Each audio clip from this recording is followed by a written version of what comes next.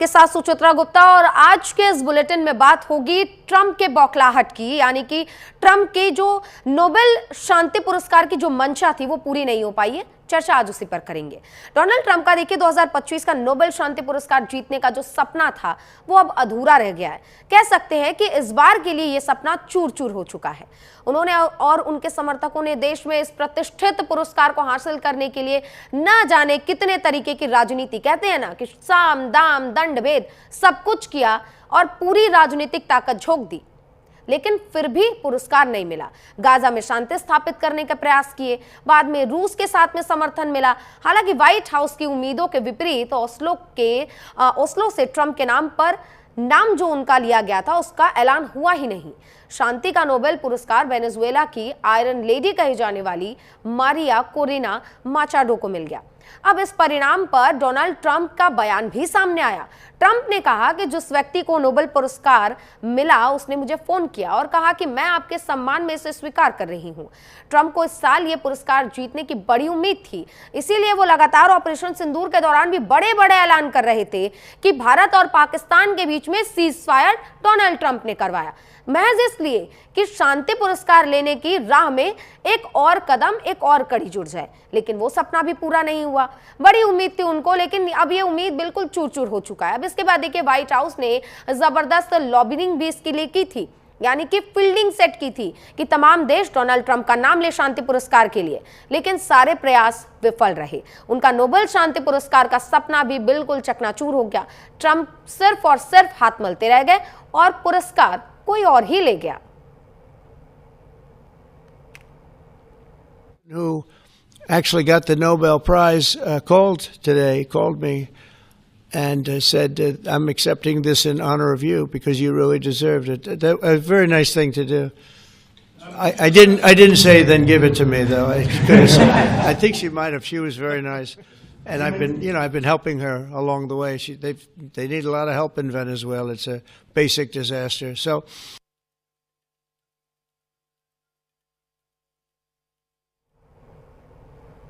तो देखा आपने कि डोनाल्ड ट्रंप का ये जो सपना चूर चूर हुआ है, अब देखिए उसको लेकर प्रतिक्रियाएं भी सामने आ रही है। रूस के राष्ट्रपति व्लादिमीर पुतिन ने अमेरिकी राष्ट्रपति डोनाल्ड ट्रंप के नोबेल पीस प्राइज नहीं मिलने पर नाराजगी जताई, क्योंकि डोनाल्ड ट्रंप ने बड़ी मेहनत की थी, सबको साथ लेकर आए थे, लेकिन हासिल क्या हुआ? ठेंगा। इसी को लेकर रूस के राष्ट्रपति ने नाराजगी जताई। उन्होंने कहा कि ट्रंप दुनिया में शांति के लिए बहुत कुछ कर रहे हैं। पुतिन ने यह भी कहा कि कमेटी की विश्वसनीयता बिल्कुल खत्म हो चुकी है। Trump and the Nobel Prize, it's not up to me to decide who should win the prize.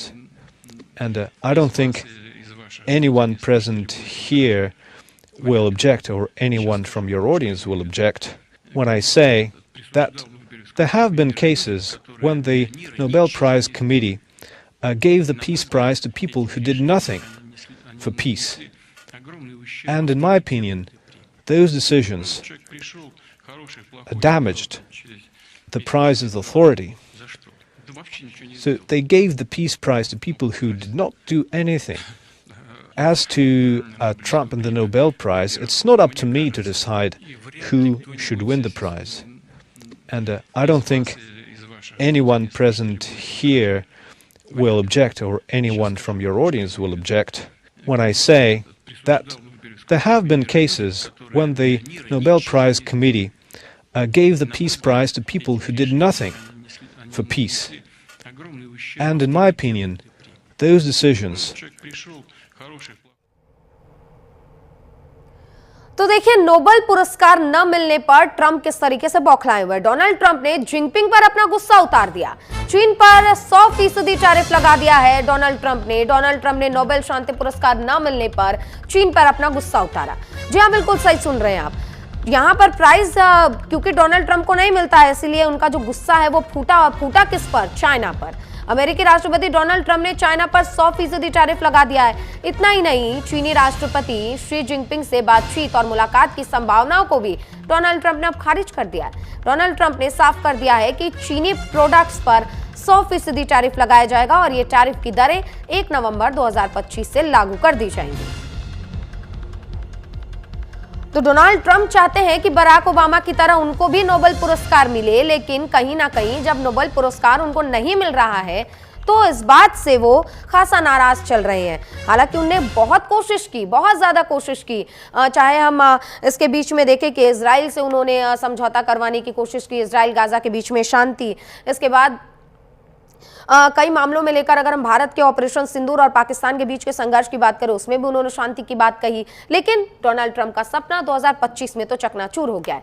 ठीक है, क्योंकि देखिए अब चकनाचूर ये सपना हुआ है तो कहीं ना कहीं वो जो गुस्सा है वो निकाल रहे हैं। हमारे साथ एक गेस्ट जुड़ गए हैं, अनुराग महलावा, उनका रुख कर लेते हैं। सर, आपका बहुत बहुत स्वागत है हमारे चैनल पर। और क्योंकि आप देख रहे हैं कि डोनाल्ड ट्रंप जो है इस वक्त अपनी खुन्नस चाइना पर निकाल रहे हैं और काफी उन्होंने कोशिश की थी, मतलब पूरे हाथ पैर मारे थे, सामदान दंड भेद की उन्होंने राजनीति कर ली, लेकिन फिर भी नोबेल प्राइज उनके हाथ नहीं लगा। डोनाल्ड ट्रंप का ये गुस्सा चाइना पर 100% टैरिफ क्या दर्शाता है? आने वाले समय में डोनाल्ड ट्रंप अपने गुस्से को क्या और विस्तार देंगे? जी नमस्कार सुचिता जी। सबसे पहले तो मैं बहुत बहुत धन्यवाद देना चाहूँगा आपके चैनल को और सभी दर्शकों को कि आपने अंतर्राष्ट्रीय स्तर के इस मुद्दे को जिस प्राथमिकता से उठाया है, ये एक बहुत सराहनीय बात है।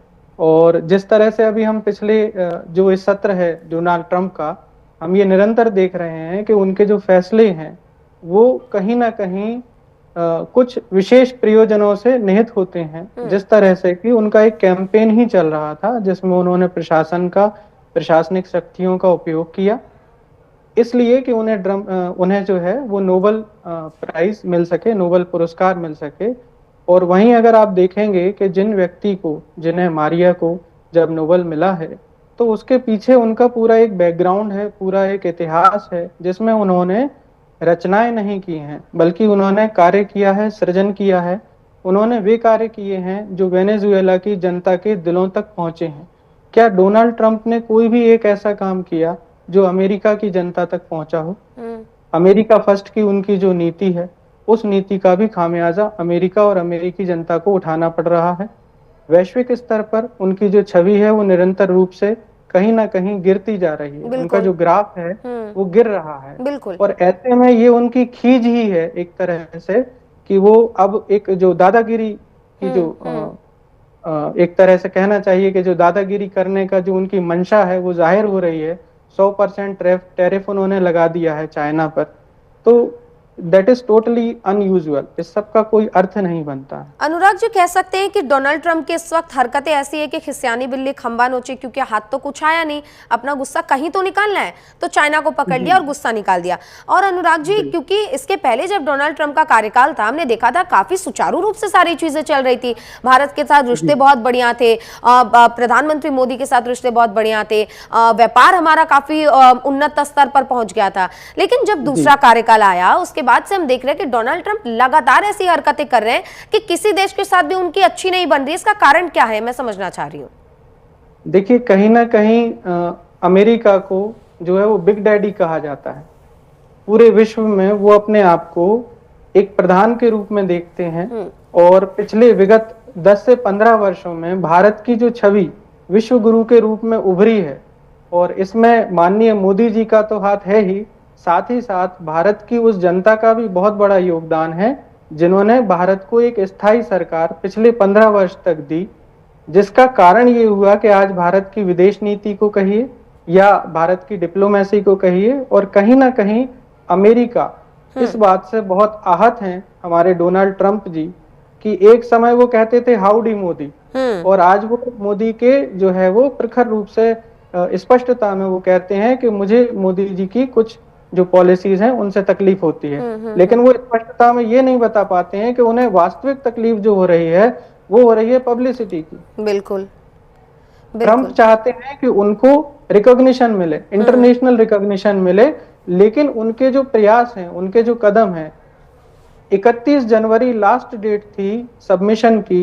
31 जनवरी तक डोनाल्ड ट्रंप जी ऐसे कोई भी उदाहरण प्रस्तुत नहीं कर पाए। वो जो बात करते हैं कि मैंने 7 बड़े बड़े युद्ध रुकवाए हैं, अगर उनके अगेंस्ट में आप देखेंगे तो उन्होंने बहुत सारे ऐसे काम भी किए हैं जो कि नोबेल की जो कमेटी है उन्होंने रिकॉग्नाइज किया। आप इंटरनेशनल जो आज ग्लोबल वार्मिंग से पूरा विश्व जूझ रहा है, आप उस समझौते से आपने अपने आप को अलग कर लिया, क्योंकि आप सबसे ज्यादा कार्बन एमिशन करते हैं और आप ये चाहते हैं कि आपके गलत फैसलों के बाद भी अंतरराष्ट्रीय स्तर पर आपको रिकॉग्निशन मिले। तो ये कैसे संभव होगा? बिल्कुल, क्योंकि डोनाल्ड ट्रंप की इस वक्त हरकतें ऐसी हो गई हैं कि उनको जरूर इंटरनेशनल लेवल पर भी रिकॉग्नाइजेशन मिल रहा है, लेकिन फालतू के फैसले लेने की वजह से, बेवजह के टैरिफ थोपने की वजह से उनको काफी रिकॉग्निशन मिला है। और शायद यही कारण है कि क्योंकि 2025 में उनको नोबेल नहीं मिला है, और अगर इनकी ऐसी ही नीतियां आगे भी चलती रही तो मुझे लगता है कि आने वाले समय में इनके लिए बड़ी मुश्किल हो जाएगी, क्योंकि इन्होंने भारत और पाकिस्तान के बीच में भी संघर्ष रुकवाने के लिए नाकाम कोशिश की कि मैंने संघर्ष रुकवा दिया, मैंने सीज फायर करवा दिया। हालांकि इनको हर पटल पर मुक्की खानी पड़ी, और प्रधानमंत्री ने भी ये बात हमारी साफ कह दी थी कि भारत और पाकिस्तान के बीच में साफ बातचीत हुई थी, इसके बीच में किसी की मध्यस्थता नहीं थी। हर जगह से मुक्की खाने के बाद भी डोनाल्ड ट्रंप को बार बार ऐसा लगता रहा कि 2025 में उनको नोबेल पीस प्राइज मिल जाएगा, क्योंकि वो खुद की तुलना कहीं ना कहीं पूर्व राष्ट्रपति बराक ओबामा से भी कर रहे हैं। जी जरूर। मैं आपको एक संदर्भ याद दिलाना चाहूंगा। 2014 में कैलाश सत्यार्थी जी को हमारे भारत के बहुत प्रतिष्ठित जो है समाज सेवी हैं, बचपन बचाओ आंदोलन में उन्होंने बहुत बड़ी भूमिका निभाई है, और बहुत करीब से, मेरा बचपन था उस समय पर, मैंने बहुत करीब से देखा कैलाश ताऊ जी को और हमारे पिताजी को बचपन बचाओ आंदोलन में संघर्ष करते हुए। तो कहने का अर्थ यह है कि जब आप किसी बड़ी व्यवस्था का हिस्सा बनते हैं, जब आप किसी बड़े संघर्ष का हिस्सा बनते हैं, तो आपको अपना रिकॉग्निशन किसी से करवाना नहीं होता है, बल्कि दुनिया खुद आगे रहकर आपको रिकॉग्नाइज करते हैं। जैसे आज हम बात करें मारिया जी की, तो पिछले 20 वर्षों से उनका जो संघर्ष है वो वेनेजुएला की जनता के एक एक बच्चे के हृदय में स्थापित है। इसीलिए उन्होंने अपने कोट में भी ये बात कही कि ये पुरस्कार मैं अपने देश की जनता को समर्पित करती हूँ।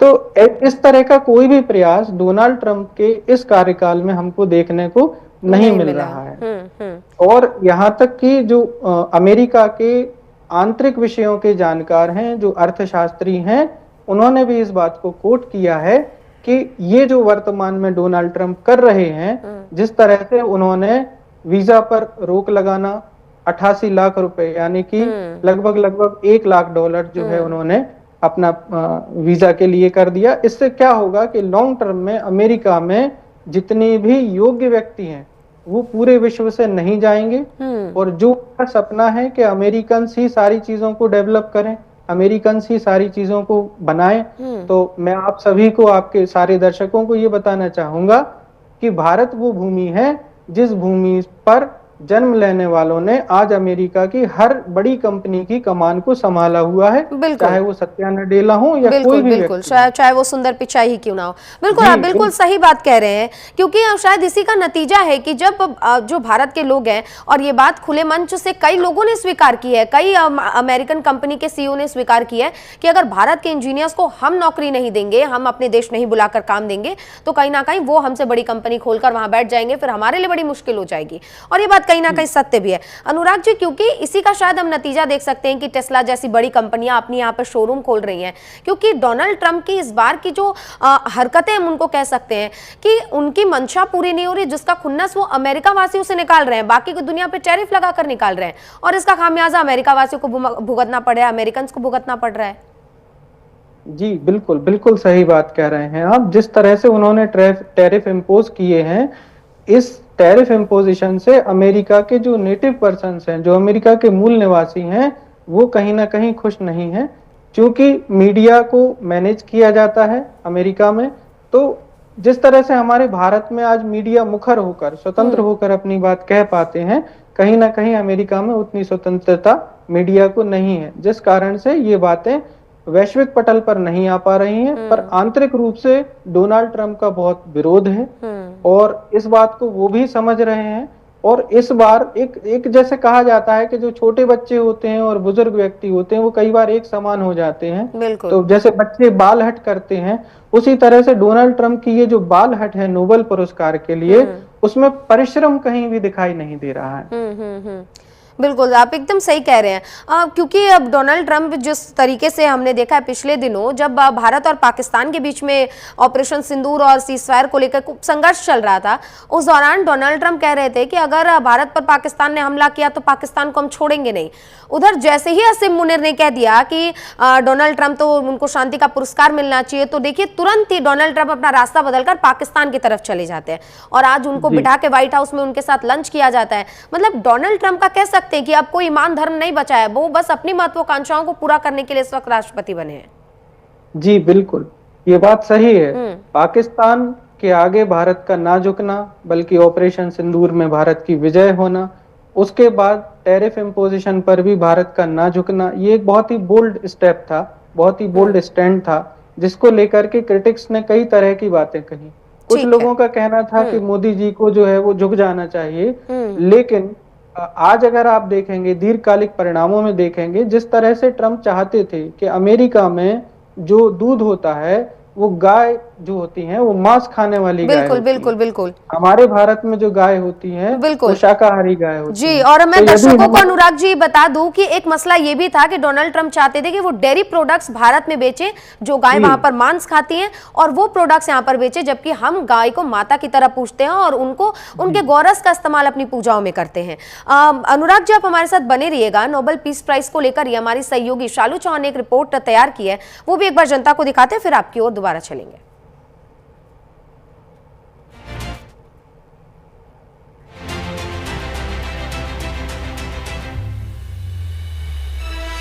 अमेरिकी राष्ट्रपति डोनाल्ड ट्रंप एक बार फिर नोबेल शांति पुरस्कार की दौड़ में पीछे रह गए।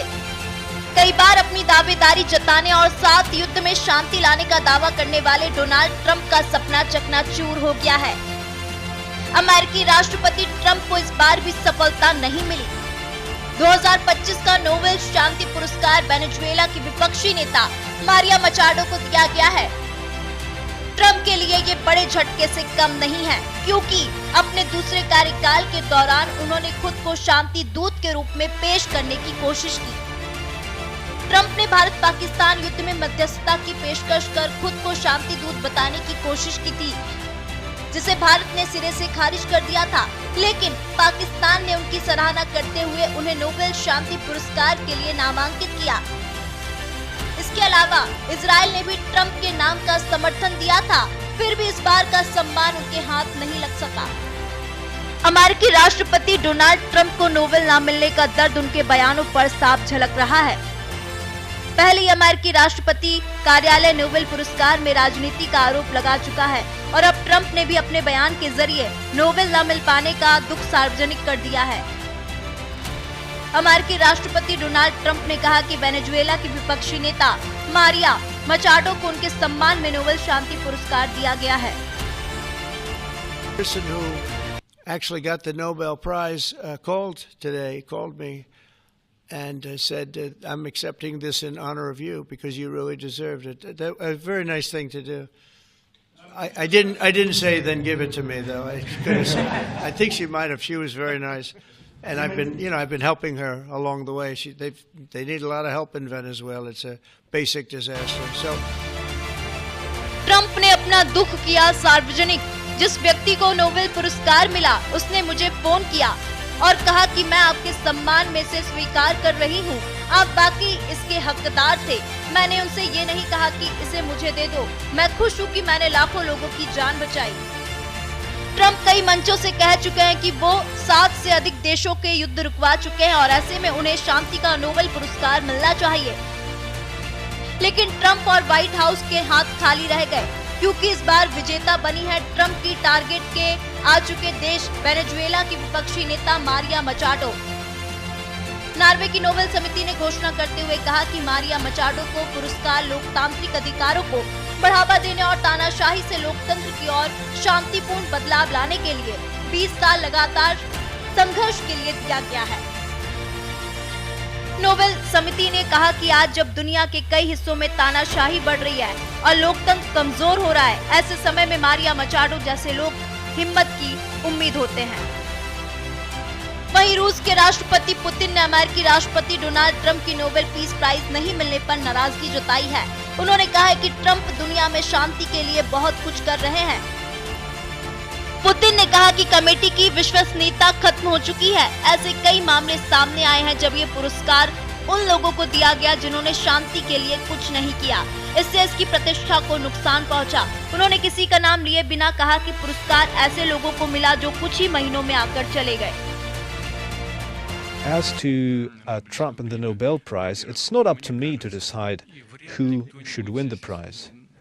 And I don't think anyone present here will object, or anyone from your audience will object, when I say that there have been cases when the Nobel Prize Committee gave the Peace Prize to people who did nothing for peace.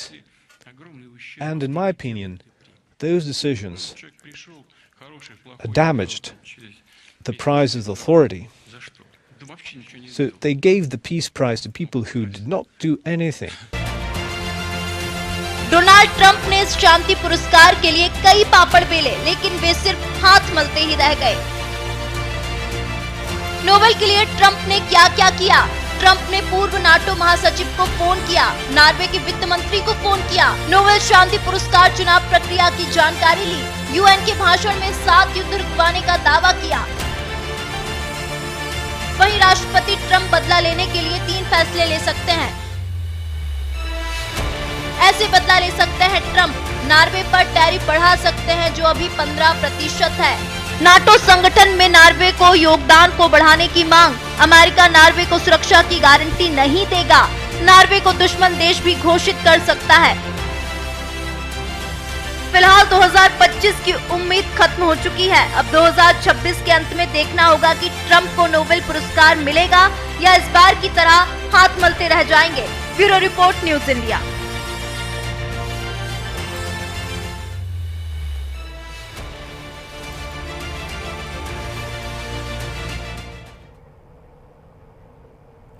तो उस report में हमने आपको दिखाया कि Donald Trump ने कितने पापड़ बेले नोबेल पीस प्राइज के लिए, लेकिन हाथ कुछ नहीं आया। हमारे साथ लगातार मेहमान अनुराग जी बने हुए हैं, उनका रुख करते हैं। अनुराग जी, कई पापड़ बेले, कई तरीके की राजनीति, कूटनीति, हर तरीका अपनाया, लेकिन फिर भी नोबेल पीस प्राइज से चूक गए डोनाल्ड ट्रंप। क्या लगता है अब आने वाले समय में वो क्या पैतरे अपनाएंगे इस प्राइज को लेने के लिए?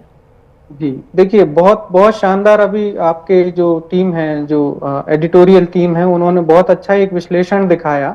उस विश्लेषण में उन्होंने ये बताया कि नॉर्वे को अब टारगेट किया जाएगा। जिस तरह से अभी भारत को टारगेट किया जा रहा था, लक्ष्यगत किया जा रहा था, कि भारत ने जिस मुखरता के साथ विरोध किया कि नहीं, हमने किसी भी प्रकार की मध्यस्थता में आकर जो है वो पाकिस्तान पर बड़ा आक्रमण नहीं किया, हमने शांति नहीं, समझौता स्थापित नहीं किया, ठीक उसी तरह से अब नॉर्वे पर ये जो है टैरिफ इम्पोज करना, प्लस उनकी जो डील है, जो रक्षा सौदा है, उस पर सवालिया निशान खड़े करना। हालांकि अगर आप अतीत में देखेंगे तो अमेरिका और नॉर्वे के बड़े अच्छे संबंध रहे हैं और वर्तमान में भी उनके बहुत अच्छे रक्षा सौदे भी उनके बीच में बड़े बड़े हुए हैं। इसी के साथ साथ स्पेस में, अंतरिक्ष में भी काफी योगदान अमेरिका और नॉर्वे के बीच में रहा है, क्योंकि नॉर्वे एक संपन्न राष्ट्र है, समृद्ध राष्ट्र है। और आप देखेंगे कि डेनमार्क, नॉर्वे, ये जो देश हैं, सबसे ज्यादा अगर आप देखेंगे तो इंटेलेक्ट, जो जितने भी बौद्धिक व्यक्ति होते हैं, वो सारे के सारे लगभग इन्हीं देशों से निकलते हैं, क्योंकि ये देश किसी के आगे झुकते नहीं हैं। ये राजनीति से संचालित नहीं होते हैं, बल्कि अस्मिता से चलने वाले राष्ट्र हैं। तो जिस तरह से अभी आपके टीम ने, एडिटोरियल टीम ने बहुत शानदार ये विश्लेषण दिया है, और यकीनन आप ये मान के चलिएगा कि अगले समय में ये चीजें ब्रेकिंग न्यूज की तरह होंगी कि अमेरिका जो है, डोनाल्ड ट्रंप जो है, वो एक बहुत बड़ा टैरिफ इम्पोज करेंगे नॉर्वे की गवर्नमेंट पर।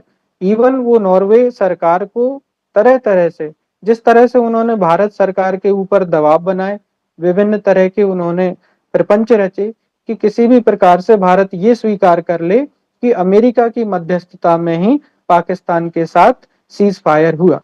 जबकि आपके दर्शक, हम सभी लोग जानते हैं कि अमेरिका ने जो है वो किसी भी प्रकार की ऐसी मध्यस्थता नहीं निभाई थी। पाकिस्तान ने ही घुटने टेके थे भारत के आगे, ये सभी लोग जानते हैं। तो शायद जो भारत के साथ हुआ अब वैसा ही कुछ नॉर्वे के साथ हम अगले कुछ समय में देखेंगे। जाहिर सी बात है, क्योंकि अनुराग जी ये सारी चीजें जो डोनाल्ड ट्रंप अब आगे करने वाले हैं और ये दुनिया के लिए भी एक चिंता का विषय हो गया है, क्योंकि अपनी महत्वाकांक्षाओं को पूरा करने के लिए मुझे लगता है डोनाल्ड ट्रंप अब सारी हदें पार कर देंगे, क्योंकि उनकी नजर नोबेल पीस प्राइज पर रुकी हुई है और वो अब बराक ओबामा के साथ खुद को कंपेयर भी कर रहे हैं। अनुराग जी, अगर इसको हम अंत में एक फाइनल कमेंट अगर आपसे हम चाहें कि नोबेल पीस प्राइज के लिए डोनाल्ड ट्रंप ये जो पूरी हरकत कर रहे हैं और आने वाले समय में अगर इसके दूरगामी परिणामों की हम बात करें तो क्या हो सकता है? देखिए, कहीं ना कहीं एक जो डोनाल्ड ट्रंप ने अपनी मंशा जाहिर की कि मुझे अब और कुछ नहीं चाहिए, क्योंकि वो सत्तासीन हैं, उनके पास सारी पावर्स हैं, financially they are so strong. Bharat में भी उन्होंने जितने भी अपने ट्रंप के वेंचर्स बनाए आप देखेंगे वो हाथों हाथ उनके सारे वेंचर्स जो हैं वो सेल आउट हो गए एक तरह से। तो अभी जो होता है कि अब मेरे पास शक्ति है, मेरे पास संपन्नता है, अब मुझे अंतिम रूप से मान सम्मान की आवश्यकता है। पर डोनाल्ड ट्रंप ये भूल गए कि मान सम्मान पैसे से नहीं खरीदा जा सकता, शक्ति से नहीं खरीदा जा सकता, मान सम्मान को अर्जित किया जाता है। और काश कि अगर डोनाल्ड ट्रंप ने कुछ ऐसे कार्य किए होते, काश कि उन्होंने जलवायु परिवर्तन में अहम योगदान निभाया होता, काश कि उन्होंने वास्तविक रूप में एक बिग डैडी की भूमिका को निभाया होता, तो आज सारा विश्व उनके लिए ये प्रार्थना कर रहा होता कि नोबेल शांति पुरस्कार उन्हीं को मिले। बिल्कुल, जाहिर सी बात है, एकदम सही बोल रहे हैं आप, क्योंकि जब आपके काम वैसा होता है, जब आपके जो राजनीतिक या फिर कूटनीतिक जब आपके फैसले वैसे होते हैं तो फिर किसी को चीख चीख कर बताना नहीं होता कि मैं शांति का सौदागर हूं। और यही बात बिल्कुल अभी डोनाल्ड ट्रंप करते हुए नजर आ रहे हैं। अनुराग जी, आपका बहुत बहुत शुक्रिया हमारे साथ चर्चा में जुड़ने के लिए और विस्तार से इस पर बात करने के लिए। तो देखा आपने कि देखिए नोबेल पुरस्कार को लेकर डोनाल्ड ट्रंप इस वक्त कैसी हरकतें कर रहे हैं, मतलब कह सकते हैं कि गुस्से में वो कुछ भी करने को राजी है, क्योंकि उनको चाहिए नोबेल पीस प्राइज। हालांकि अब आगे क्या होगा, आने वाले साल में उनको ये प्राइज मिलेगा कि नहीं, ये तो देखने की बात होगी। लेकिन नोबेल पीस प्राइज को लेकर देखिए हमारी सहयोगी शालू चौहान ने इस पर एक रिपोर्ट तैयार की, आपको वो भी दिखाते हैं। बहुत निष्पक्ष राय है इस बारे में। अभी जो जिनको सेलेक्ट किया गया है फॉर नोबेल पीस पुरस्कार के लिए, डेफिनेटली जितनी बड़ी संगठन है वो उन्होंने कुछ सोच समझ के उनका सिलेक्शन करा होगा। और पुतिन भी बहुत बड़े नेता हैं, अभी उन्होंने ऐसा एक कमेंट दिया है तो उसके पीछे कुछ ना कुछ कारण तो होगा ही। ये नोबेल पीस प्राइज कमेटी ने कुछ सोच के ही मारिया कोरिना को प्राइज दिया है। पुतिन जो कह रहे हैं वो अपने हिसाब से जो बोल रहे हैं, मैं उसके बारे में कुछ वो नहीं करूँगा, तो मेरे हिसाब से ठीक प्राइज मिला है उनको। तो मेरी तो राय यही है कि उनको जिनको डिजर्व करना था उनको मिला, अच्छी बात है। रशिया के प्रेसिडेंट पुतिन का अपना एक विचार है, मगर जिनको मिला है नोबेल पुरस्कार उनका भी जो संघर्षशील जीवन रहा है, डिक्टेटरशिप से डेमोक्रेटिक की तरफ उन्होंने अपने देश को लेके गए हैं, शांति को उन्होंने रास्ता चुना है, तो वो पुरस्कार भी अच्छा है। मगर हमारा मानना तो ये है कि नरेंद्र मोदी जी भी इसके बड़े अच्छे हकदार थे, और क्योंकि जिस तरीके से वो मध्यस्थता करते हैं पूरे विश्व के अंदर, वो भी अपने आप में एक उदाहरण है। तो नोबेल पीस प्राइज को लेकर जिस तरीके से डोनाल्ड ट्रंप भागदौड़ कर रहे थे, उस पर देश की जनता क्या कह रही थी वो आपने सुना। अब इसी को लेकर हमारे सहयोगी ऋषभ भारद्वाज ने गाजियाबाद से लोगों से राय ली है। लोगों ने क्या कहा है, गाजियाबाद के लोगों का इस पूरे मामले पर क्या कहना है, वो भी सुनिए। रूस के राष्ट्रपति पुतिन ने नोबेल शांति पुरस्कार पर सवाल उठा दिए हैं। उनका कहना है कि ये पुरस्कार कई बार उन लोगों को मिल जाता है जो शांति के लिए उन्होंने कभी कुछ किया नहीं। मैं इस समय मौजूद हूँ गाजियाबाद में, लोगों से जानते हैं उनकी राय, उनका क्या कुछ कहना है। सबसे पहले अतुल जी आपसे जानेंगे, जिस तरह से सवाल उठाए हैं नोबेल शांति पुरस्कार पर, आपका इस बारे में क्या कहना है? ये पुरस्कार उसे मिले जिसने जन सेवा और मानव सेवा की हो, जो पूरे संसार को एक साथ लेके चलने की क्षमताएं रखता है, और उनका असर भी सर्व देशों पर, सर्व लोगों पर, और उसमें मोदी साहब ऐसे एक व्यक्ति हैं जिन्हें पुरस्कार मिलना चाहिए। देखिए पुतिन जी क्या हैं, वो अपने को शक्तिशाली मानते हैं, लेकिन मेरा मानना ये है कि सभी देशों में जो सबसे प्रभावशाली नेता हैं वो नरेंद्र मोदी साहब हैं, और मोदी साहब को ही मिलना चाहिए। और अंतर्राष्ट्रीय स्तर पे सभी देशों में उनकी तरफ लोग बड़ी उम्मीदों से देख भी रहे हैं, उनकी कई बातों को लोग अमल में लाते हैं, उनको महत्व देते हैं। तुषार जी, आपसे जानना चाहेंगे आपके सवाल के जवाब आपके बारे में क्या कहेंगे? सबसे पहले मैं जय श्री राम बोलूंगा और मैं ये बोलना चाहूंगा कि जैसे कि अपने जो मोदी जी हैं उन्होंने अपना पूरा जीवन देश के लिए समर्पित कर दिया, ठीक है। और जहाँ भारत को कोई नहीं जानता था, आज वहाँ हर देश में विदेश में हर जगह बच्चा भी मोदी जी को जानता है, अपने प्रधानमंत्री जी, माननीय प्रधानमंत्री जी हैं। तो मैं चाहूंगा कि वो सबसे पहले हकदार हैं इस पुरस्कार के और उनको मिलना भी चाहिए। और बाबू जी, आपसे जानना चाहेंगे आपके इस बारे में क्या राय? इस बारे में राय यही है कि विश्व स्तर के नेता है मोदी जी, पूरे विश्व में सारे लोग जानते हैं, इसके अलावा कोई नहीं है, मोदी जी को ही। और भी लोग हमारे साथ से बात कर रहे हैं। सर, आपकी राय जानना चाहेंगे? देखिए, हमारे नोबेल प्राइज की बात है, अगर ये ट्रम्प की अगर दावेदारी आ सकता है तो उससे कहीं गुना ज़्यादा हमारे मोदी जी को होना चाहिए। तो ट्रम्प की जो एक एजेंडा से ट्रम्प काम करते हैं वो एक पॉलिटिकल एजेंडा है, मोदी जी जो काम करते हैं वो एक बहुत बड़ी नोबेल कॉज के लिए काम करते हैं। तो जिससे नोबेल कॉज के लिए काम करते हैं तो ये प्राइज को मिलता है। तो देखा आपने कि गाजियाबाद के लोग भी कह रहे हैं कि ट्रंप जो हरकतें कर रहे हैं वो कहीं से भी एक्सेप्टेबल नहीं है। वहीं भोपाल के लोगों का क्या कहना है, हमारे सहयोगी ओम पंथी ने रिपोर्ट तैयार की है, वहां के लोगों से बातचीत की है। सुनिए भोपाल के लोग क्या कह रहे हैं। कि शांति का नोबेल पुरस्कार मदर टेरेसा को दिया गया था, आप उसका मूल्यांकन करिए एक बार। मदर टेरेसा का जो काम है वो धर्म, जाति, समाज से ऊपर एक बड़े समाज को प्रभावित करता है, बड़े ग्रुप को प्रभावित करता है और लंबे समय तक उन्होंने काम किया था निरंतर, और जिसके प्रभाव हम आज तक, सकारात्मक प्रभाव हम आज तक देख रहे हैं। तो शांति का जो 25 का नोबेल पुरस्कार है उस पर भी हम पुनः विचार कर सकते हैं। जो 2025 का नोबेल पुरस्कार जिन्हें दिया गया है, मैं इस विचार से असहमत हूँ, क्योंकि पुरस्कार उसे प्रदान किया जाता है जो इस संदर्भ में कोई विशेष कार्य कर रहा हो और उसका जो प्रभाव या परिणाम है वो सकारात्मक होना चाहिए। तो किसी ऐसे विशिष्ट व्यक्ति और जो इस क्षेत्र में कार्य कर रहे हैं, जो वास्तव में कार्य कर रहे हैं, तो उन्हें दिया जाना चाहिए मेरे हिसाब से। जो शांति पुरस्कार मिला है तो इसमें क्या है कि अब अगर उन्होंने अच्छा काम किया है शांति के लिए तो मिलना चाहिए।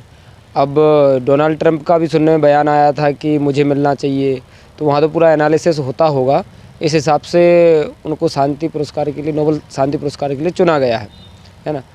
अब वो कमेटी जैसी बनती होगी, सब पूरा जांच वगैरह हुई होगी, उसके अनुसार दिया गया होगा। कि 2025 का नोबेल शांति पुरस्कार दक्षिणी अमेरिका में स्थित एक छोटा सा देश वेनेजुएला की विपक्षी नेता मारिया कोरेना मचाडो को दिया जा रहा है। मैं पूछना चाहता हूं इन पुरस्कार देने वालों से कि वेनेजुएला का और खास तौर से मारिया कोरेना मचाडो का क्या अहम भूमिका रही है विश्व में शांति स्थापित करने के लिए। जैसा कि अभी हाल ही में पिछले कुछ सालों से लगातार युद्ध चल रहे हैं, इसमें लाखों लोग मारे गए हैं, हमारा भारत भी आतंकवाद से जूझ रहा है, बल्कि मैं तो ये कहता हूं कि ये शांति पुरस्कार भारत को दिया जाना चाहिए। तो देखा आपने कि कहीं इसको लेकर पक्ष में लोग वोट कर रहे हैं तो कहीं विपक्ष में वोट कर रहे हैं, लेकिन तमाम देश के अलग अलग राज्यों से प्रतिक्रियाएं आई हैं। गोरखपुर के लोग भी क्या कह रहे हैं वो भी हम आपको सुनाते हैं। हमारे सहयोगी जफर खान ने लोगों से बातचीत की है। 2025 के लिए वेनेजुएला की मारिया कोरेना को चुना गया है। उनके चुनने के बाद लगातार जो अन्य देश के जो नेता हैं वो सवाल खड़ा कर रहे हैं। रूस के राष्ट्रपति व्लादिमीर पुतिन ने कहा है कि कुछ लोग काम नहीं करते हैं, उसके बाद भी उनको शांति का पुरस्कार मिल जाता है। लोगों का क्या कुछ कहना है इस पर लेकर हमारे साथ बात करने के लिए तमाम लोग मौजूद हैं, उनसे बात करेंगे। जिस तरीके से वेनेजुएला की जो विपक्ष की नेता है मारिया कोरेना, उनको शांति का नोबेल पुरस्कार के लिए चुना गया है और इस पर रूस के राष्ट्रपति ने तमाम सवाल खड़े कर दिए, कैसे देखते हैं इसको?